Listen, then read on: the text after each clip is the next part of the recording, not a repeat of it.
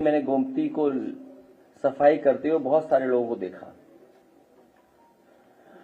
जिस विभाग के अंतर्गत ये चीजें आती हैं, सफाई, नदियों की सफाई, नदियों का साफ सुथरा होना, उनके मंत्री को भी हमने देखा था कि पानी में कूद गए थे, और वो नहीं, उनके साथ अधिकारी, इंजीनियर सब लोग घुस करके और सफाई का प्रयास किया था, लेकिन सफाई नहीं हुई। इधर देखने को मिल रहा है और जानकारी मिल रही है कि पूरे प्रदेश के ट्रीटमेंट प्लांट बंद कर दिए इन्होंने, कोई ट्रीटमेंट प्लांट चलाया नहीं जा रहा है, और सीधा सीधा नालों का पानी, पूरी गंदगी सीधी सीधी नदियों में डाली जा रही है। और इसलिए डाली जा रही है कि जिससे जानकारी न मिले कि आखिरकार नाले साफ हुए कि नहीं हुए, नदियां साफ हुई कि नहीं हुई है। जो बरसात का पानी आ रहा है वो सब गंदगी को लेके निकल जाएगा और इन पे आरोप भी नहीं लगेगा। वो बात अलग है कि बुंदेलखंड की नदियों को इतना खोद दिया गया, इतना खोद दिया गया है, किसी जिले में चले जाएं, हर जिले में सड़क पर, खेत के किनारे टीले बने हुए हैं, टीले लगे हुए हैं, और ऊंचे ऊंचे टीले हैं। ऐसा लग रहा है कि कई पहाड़ बन करके आ गए हैं, एक एक महीने में पहाड़ बन गए, 2 महीने में पहाड़ बन गए। और उस बात में मैं नहीं जाना चाहता हूं, उस पहलू पर, क्योंकि हमें भी वही जरूरत पड़ेगी एक समय पर। अभी एक पार्टी के नेता ने आरोप लगाया है कि उसके खिलाफ 1700 करोड़ की वजह से साजिश हो रही है। तो वही 1700 करोड़ जो हैं, उसकी वजह से टीला ही नहीं दिख रहा किसी को, टीले कहीं दिखाई नहीं दे रहे किसी को। और इटावा में एक अधिकारी का ट्रांसफर हुआ, 80 मीटर ऊंचा पहाड़ लेके चला गया संघ अपने, गोरखपुर के करीब 80 मीटर ऊंचा पहाड़, अब वो है ही नहीं। अधिकारी ट्रांसफर हुआ, उसके साथ लगता है वो पहाड़ भी उधर ही चला गया, गोरखपुर की तरफ। तो मैं अभी कहूंगा कि 2 वीडियोस हैं, एक पुराना है, एक नया है, जो कि यमुना का है, और एक यमुना का और है, जो अभी हाल में आपने एक चैनल और एक न्यूज के साथी ने जो कहा कि किस तरीके से ताजमहल के पीछे जो गंदगी है यमुना की, कैसे अंग्रेज टूरिस्ट लोग नाक बंद करके आ रहे हैं। और मैं आपको याद दिलाना चाहता हूं, जब पहला भाषण हुआ था आगरा में बीजेपी के बड़े नेता का, उन्होंने ये भरोसा दिलाया था कि अकेला आगरा $1 ट्रिलियन की टूरिज्म इकोनॉमी पैदा कर सकता है। $1 ट्रिलियन की, केवल आगरा एक शहर, $1 ट्रिलियन की। और क्योंकि आपको मैंने इसलिए बुलाया था, सरकार से तो कोई नहीं लड़ सकता, कमजोर आदमी तो लड़ ही नहीं सकता। आज हमारे कुछ साथियों ने कहा था कि वृंदावन के कुछ लोग आना चाहते हैं और अपनी बात को रखना चाहते हैं, या उनका मन बदल गया, या जैसा मैंने एक यूपी तक पे एक वीडियो देखा एक बेटी का, हमने तो मदद के लिए कहा, उन्होंने कहा कि योगी जी अच्छे हैं, वो बुरे हैं। हमें तो आज तक ये पता था कि वो बुरे, मैं अच्छा हूं। मैं उस बहन का, बेटी का धन्यवाद देता हूं कि मुझे आज पता लगा कि हम लोग बुरे हैं, मदद करने वाले बुरे हैं, तकलीफ परेशानी में खड़े होने वाले बुरे हैं।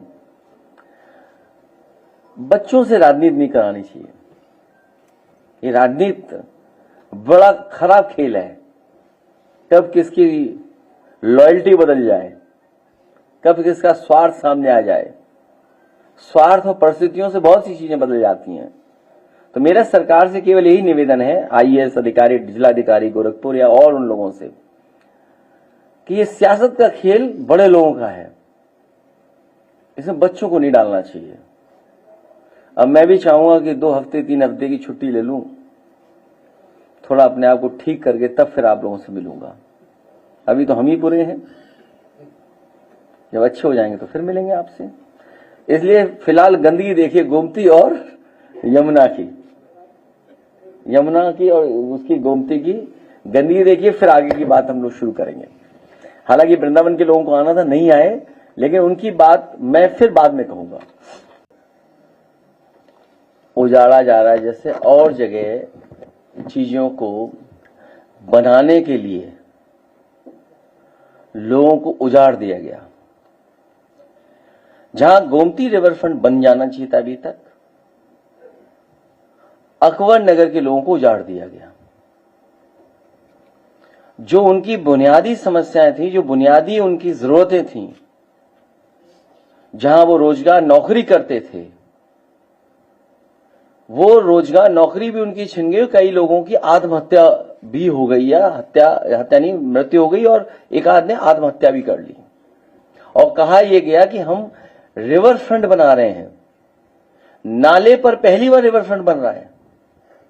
अक्सर नदियों पर रिवर फ्रंट बनता है। इस सरकार में पहली बार देखने को मिला कि रिवर फ्रंट बन रहा है। इसी तरह वरुणा नदी पर समाजवादी सरकार में शुरू हुआ था, वो बंद हो गया। जो व्यवस्था थी, जो उस समय कोशिश की गई थी कि कोई भी गंदा नाले का पानी वरुणा नदी में ना आए, जो भी आए ट्रीटमेंट के बाद आए, और यही गोमती नदी रिवरफ्रंट के साथ था। यही अंतोगत्वा हमें आपको करना पड़ेगा।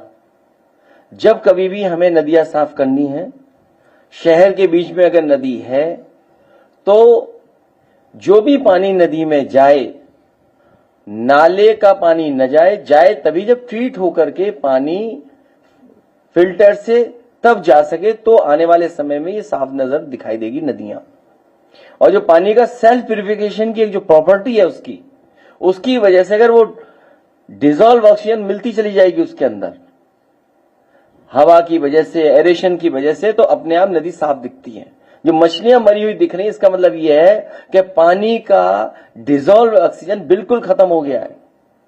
जब डिसॉल्व ऑक्सीजन खत्म हो गया है, तभी जीव जंतु या मछलियां मरना शुरू हो जाती हैं, और शायद वो पैरामीटर 4 मिलीग्राम पर लीटर का है। खैर, इसी तरह यमुना पर सबसे महत्वपूर्ण जगह, सबसे हिस्टोरिकल जगह, और वृंदावन की सबसे महत्वपूर्ण जगह विश्राम घाट, केसी घाट पर समाजवादी सरकार में काम शुरू हुआ था। सुंदरीकरण का काम था कि ये घाट और ये जो रिवर फ्रंट बनेगा, वो ऐसा बनेगा जिससे कि यहां टूरिस्ट अगर आए तो उसे अनुभव मिले कि हां, वृंदावन कितना साफ सुथरा दिखाई दे रहा है। आज ही अगर हम जाएं वृंदावन में, तो आपको टीले कूड़ों के दिखाई देंगे। बड़े बड़े टीले लगे हुए कूड़ों की, गंदगी है। जो लोग ये कह रहे हैं कि हम कॉरिडोर बनाने से वहां पर टूरिज्म को बढ़ावा देंगे और टूरिस्ट को सुविधा देंगे, जिस सरकार ने, उत्तर प्रदेश के 9 साल की सरकार और दिल्ली की 11 साल की सरकार, 11 और 9 20 साल की सरकार में ना कांवड़ियों के लिए कोई ऐसा कॉरिडोर बनाया जहां वो सुरक्षित और पवित्रता के साथ व्यवस्थित होकर के चल सके और उन्हें जो सुविधाएं मिलनी चाहिए वो सुविधाएं मिल सकें 20 साल के अंदर। और यही स्थिति वृंदावन की है। ये जो कॉरिडोर बनते हैं, ये भारतीय जनता पार्टी कॉरिडोर बनाती है, लेकिन उसके कॉरिडोर बनाने का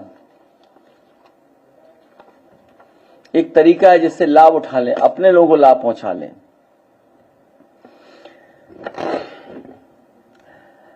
जो कॉरिडोर बनाते हैं उनका लक्ष्य कुछ और होता है, दिखाते कुछ और है, लक्ष्य कुछ और होता है।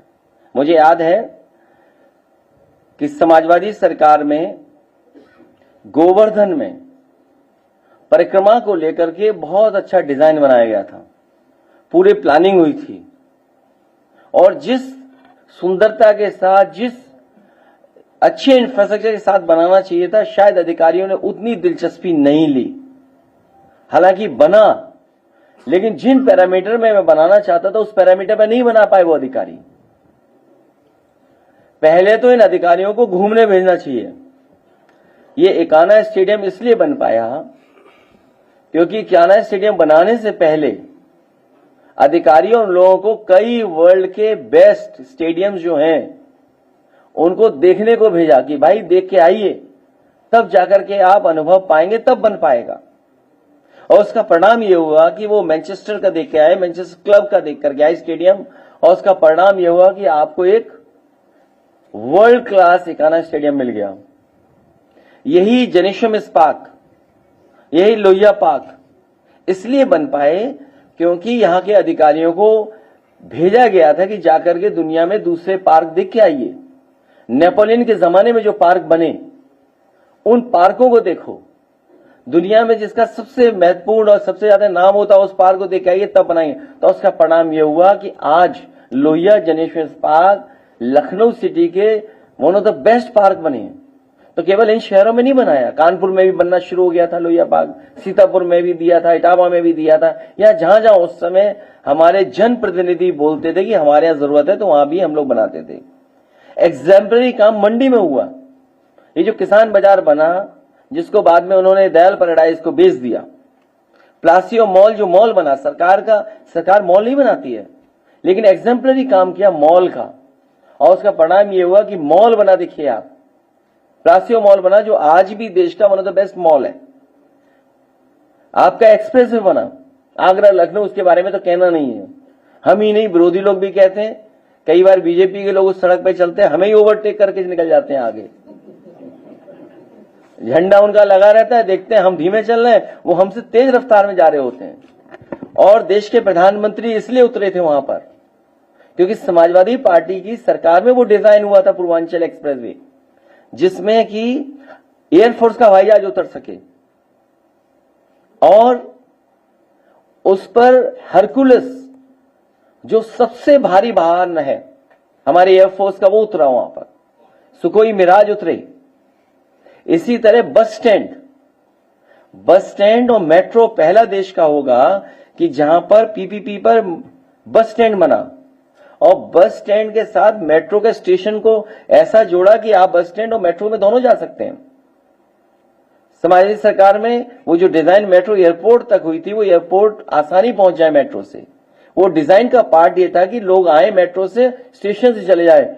और आगे जो एयरपोर्ट बना, अभी तक इन्होंने डिजाइन नहीं बना पाए कि कैसे जोड़ेंगे उस एयरपोर्ट को और मेट्रो से।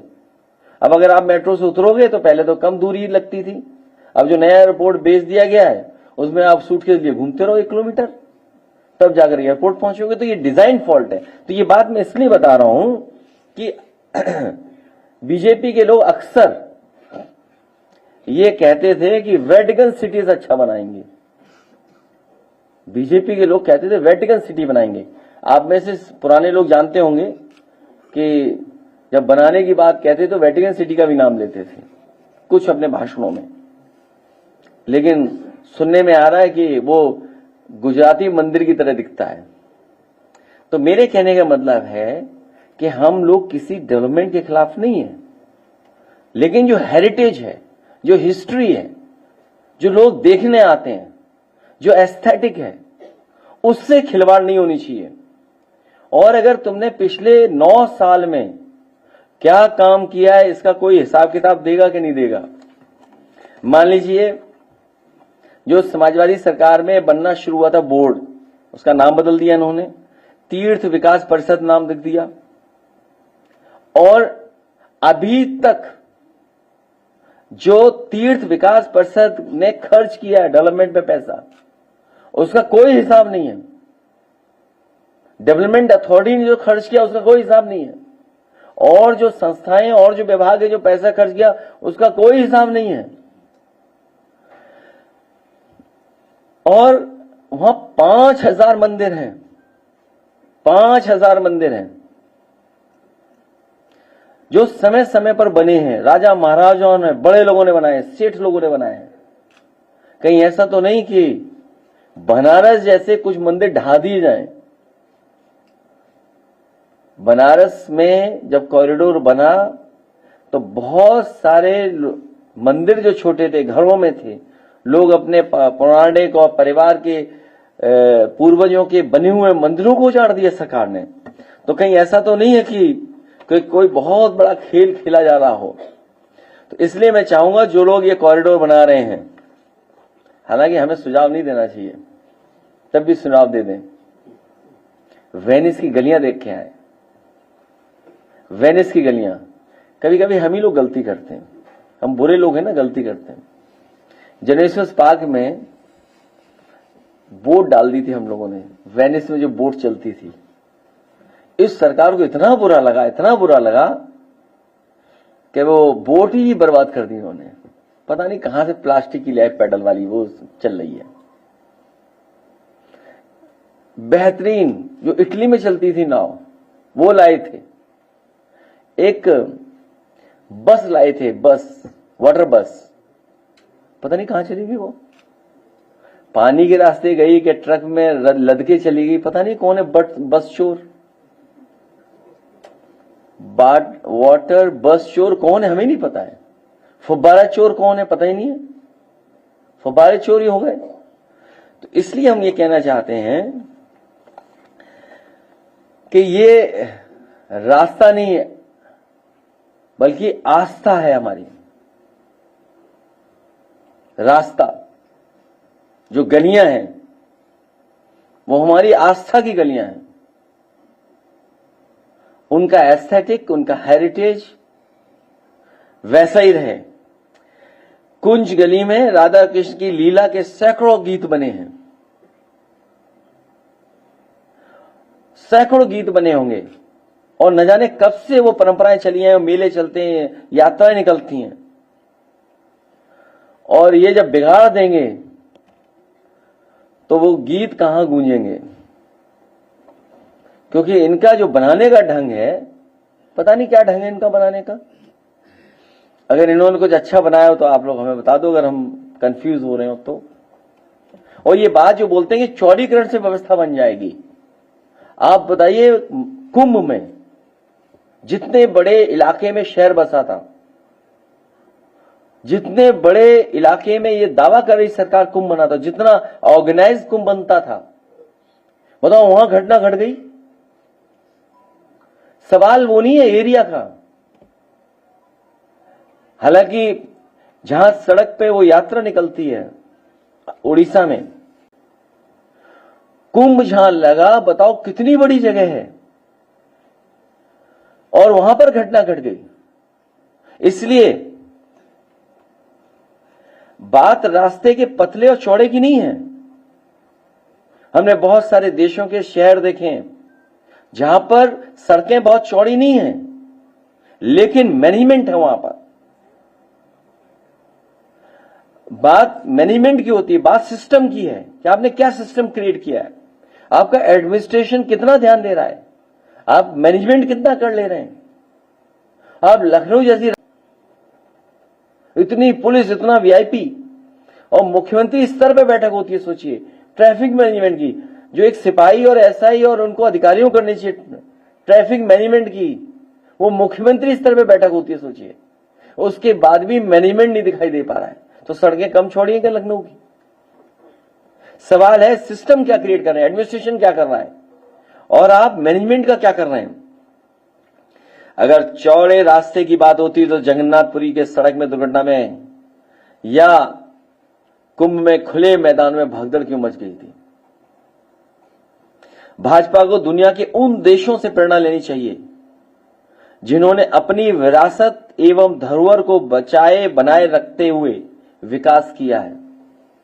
लोग अगर आएंगे तो कुंज गलियों को देखने आएंगे, कोई आपका थका हुआ जो आप बनाते हो, क्रिएट करते हो, उसको देखने नहीं आएंगे। सारा झगड़ा दरअसल जमीन का है। जैसे अयोध्या में जमीन का खेल खेला इन्होंने, सारा झगड़ा जमीन का है। भाजपाइयों की निगाह हमेशा जमीन को हड़पने की रहती है। भाजपाई अपने कुछ लोगों के लिए सालों से बसे लाखों लोगों को उजाड़ देती है।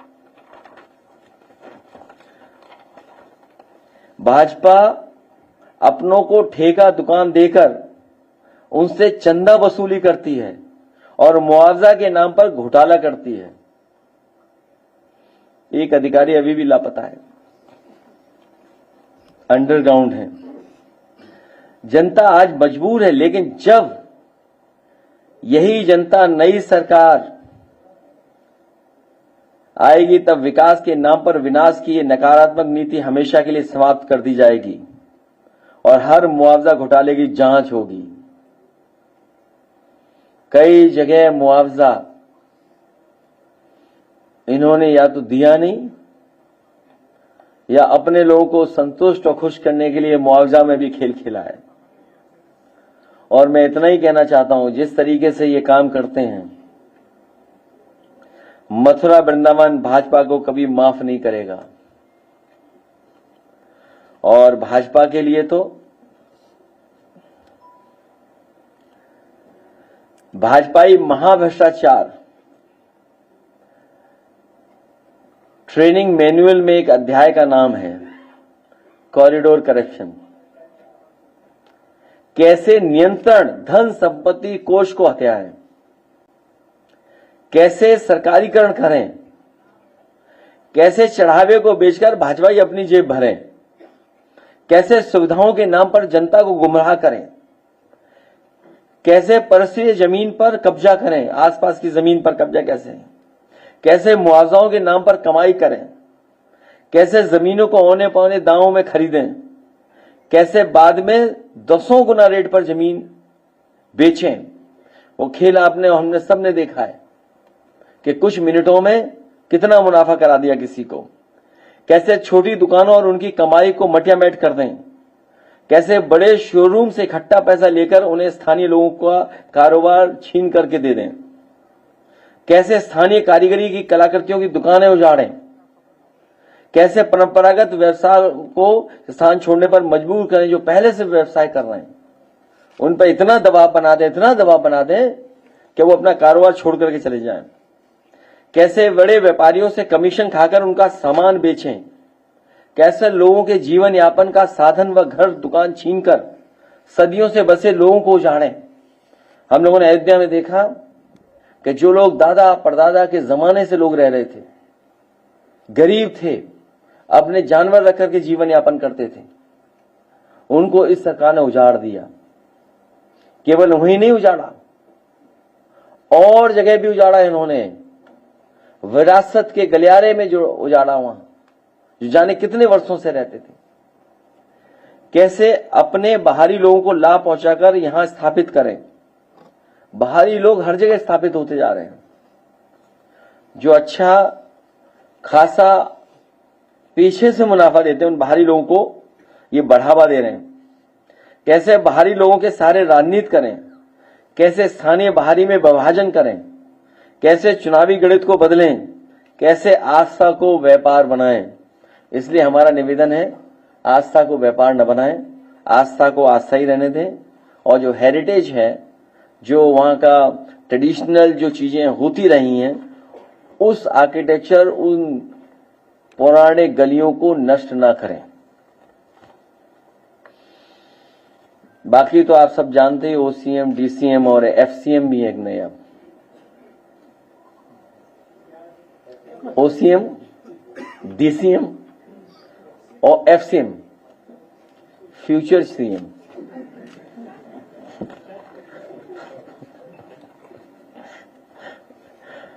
जो इलाज मंत्री हैं,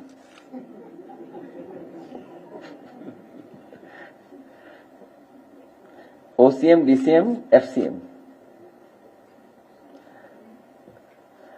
इलाज मंत्री हैं, लेकिन उनके इंतजाम इलाज का ही हो रहा है। उनके इलाज का इंतजाम हो रहा है। हमें उम्मीद है कि सरकार जो बनाना चाहती है वृंदावन में कॉरिडोर, दुनिया के जो हेरिटेज जहां पर बचाई है देशों में, वहां जाएं, अधिकारी घूम के आए, देख करके आए, गलियों को कैसे संरक्षण किया जाता है, वहां सुंदरता कैसे बनाई रखी जाती है, उन्हीं गलियों में, छोटी छोटी गलियों में कैसे खूबसूरत बनाया जाता है, खूबसूरती लाई जाती है। और उसके बाद किसी अच्छे आर्किटेक्ट, अच्छे प्लानर को ढूंढें और उससे काम कराएं। क्योंकि जिसका जो काम है, अगर वो काम नहीं कर रहेगा या नहीं मौका देंगे तो कुछ और निकल आएगा काम। उसी का परिणाम यह है कि जो बच्चों को टैबलेट दी गई हैं, पहले बच्चे उंगलियों से घिसते हैं, जब नहीं चलता तो फिर अंगूठा भी घिसते हैं, और जब नहीं चलता तो बाद में बेच आते हैं उसे। कांवड़ियों को जिस तरह से कहा जाता था कि पहले भी निकलते थे और अब भी बीजेपी से पहले भी निकलते थे, बीजेपी सरकार नहीं थी तो मुसलमान कहीं ना कहीं पानी पिलाने का काम, फल देने का काम करते थे, मगर अब जो है तफ्तीश कहीं लगाई जा रही है, कहीं उनसे नाम पूछा जा रहा है, कहीं ना कहीं इत्तेसाक भी पैदा करने की कोशिश कर रहे हैं। कारोबार, रोजगार हमें आपको जोड़ता है, आयोजन हमें आपको जोड़ता है, खुशियां, मेले हमें आपको जोड़ता है। ये किसी की खुशी नहीं देख सकते बीजेपी के लोग।